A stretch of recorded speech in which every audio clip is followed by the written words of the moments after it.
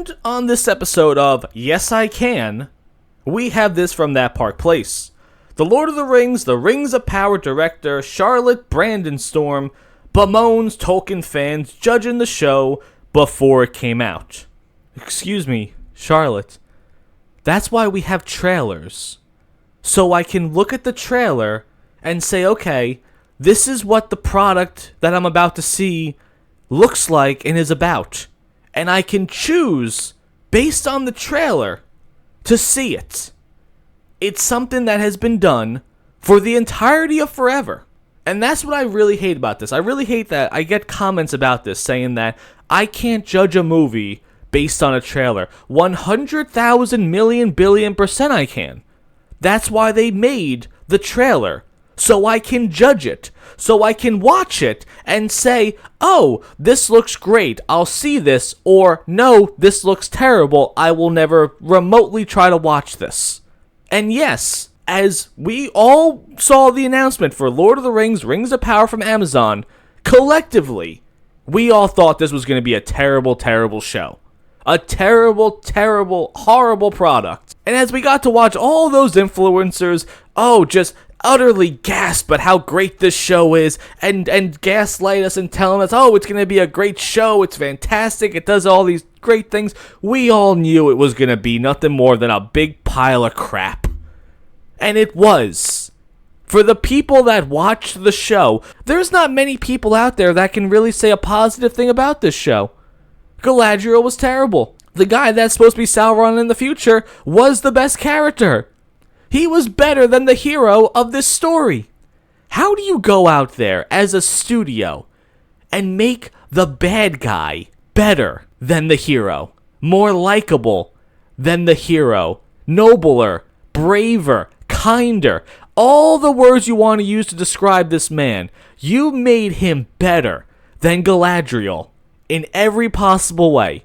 Yet at the same time, you still pushed her as the main attraction of the show.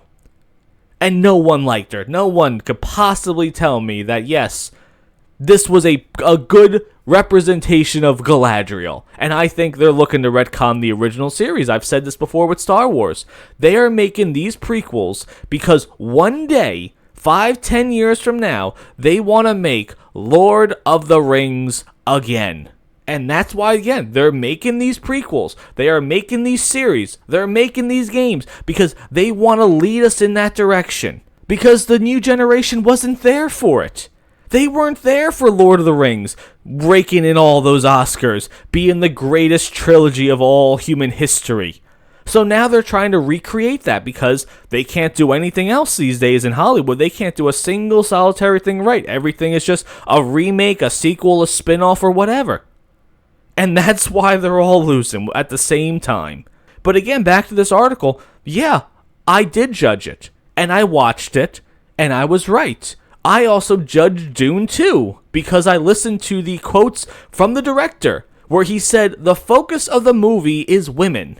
And he kept gushing and on and on and on about how Chani is the real hero and oh, Lady Jessica, she is the strongest one out there. And then I watched the movie. I'm like, no, not even close. Paul Atreides is the movie. This is his journey. He is the focal point of everything. And honestly, you could have not even had Chani in the movie, and the entire movie would have played out the exact same way.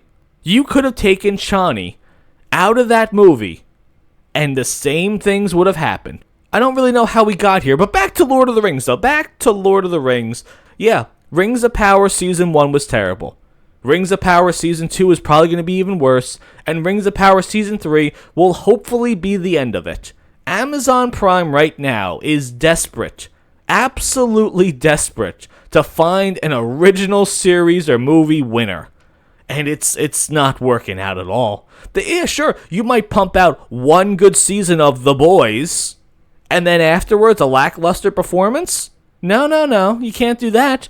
Yeah, you can give me Invincible Season 1, a pretty damn good show, and then you're going to give me a boring Season 2 that I don't think most people even remember that it even came out. So what do you guys think about that? You think we can go out there and judge something without even seeing it yet? You think a trailer is all it takes for us to get a good idea of this show or movie is going to be a winner or abysmally terrible? Let me know what you think about that.